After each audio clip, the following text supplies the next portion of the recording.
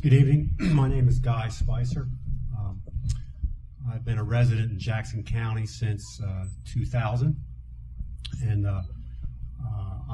this is the first time I'm running for political office. Apparently short-sighted, because I failed to understand that I'd be called a politician, which I really don't want to be. I just want to serve.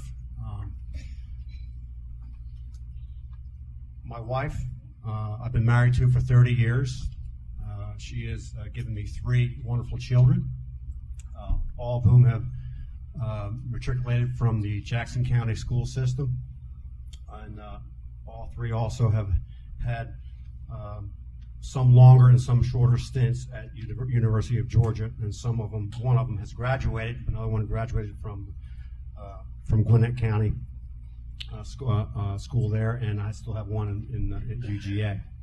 I have been a practicing engineer for about 33 years for an engineering company doing, in particular, municipal work, government construction work, particularly relegated to municipal water and wastewater treatment plants.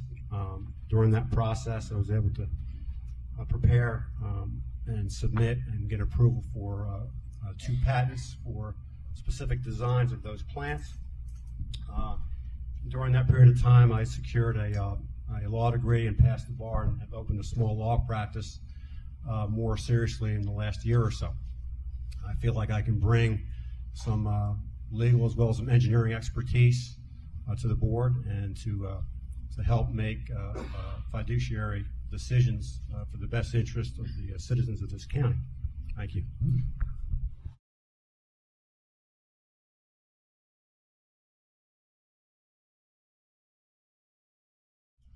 This is a slippery slope. While it's always a great thing to have the Jackson County government use local contractors, you have to ensure that you institute competitive bidding in all cases. So if the local guy isn't low on the low bid, we can't do a local contract. If you do, you get in trouble. But nevertheless, we want to make sure that there is great communication to local participants or potential local participants, to ensure that they get their names and their company names on the local bid list, so that we can solicit offerings from them.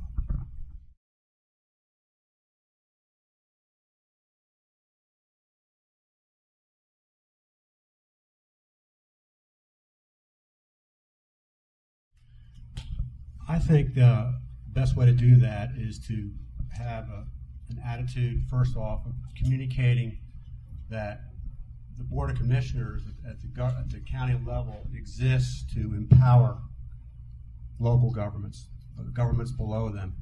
We don't want to be an entity that is there for control and manipulation. We want to be there to empower local communities, whether it be Arcade or Jefferson or Commerce.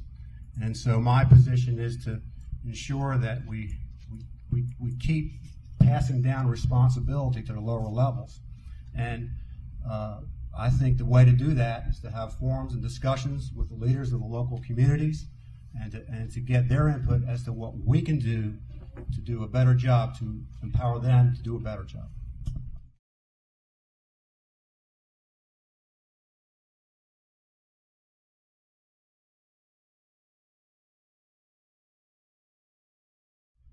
Yes, I agree with Chaz. The first problem is debt.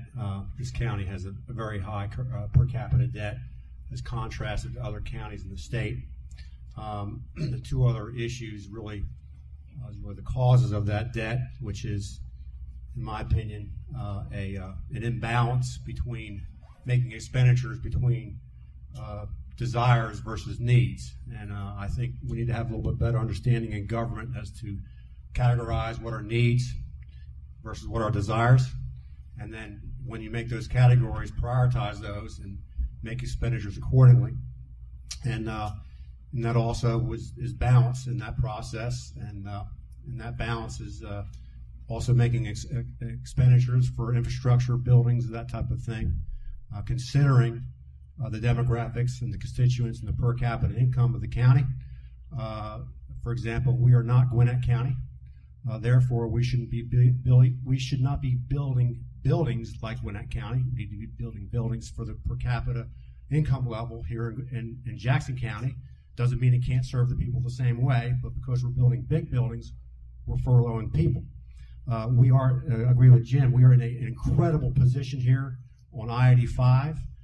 It is a business magnet, and I think we ought to have a lot of concentration on business development and soliciting businesses to come into this prime area, and then the developers will come as far as the residential subdivisions are and so on and so forth. But I think our first priority ought to be towards getting the businesses here. Thank you.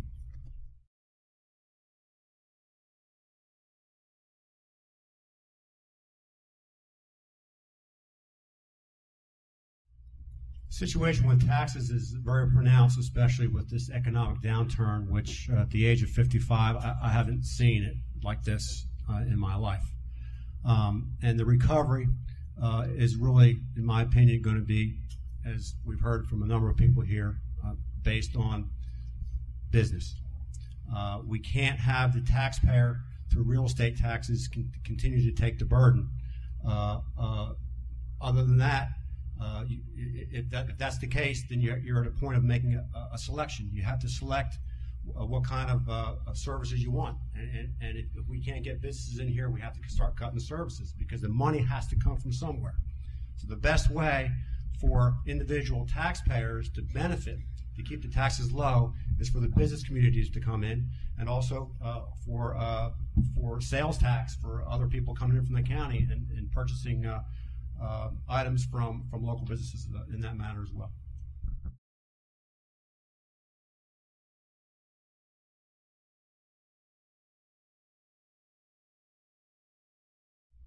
That's also a question that's hard, difficult to answer. It really depends upon the recovery of the economy. The money has to come from somewhere. If you're talking about 100% employees right now getting furloughed, they're making, what, 90% salary? Your only choice is, with the money situation like it is a few of those employees will need to be 100% furloughed, and then everybody else gets full salary, because the money has to come from somewhere. I mean, either that or you cut services. We have to pay for the debt that we are obligated to. We have to pay for things that are essential services in the county, but you can't begin to bring salaries back to current levels until the economy can support it. You have to remember the private sector out there is going through the same thing everybody else is right now in the government sector. Salaries are down. There's no raises anywhere.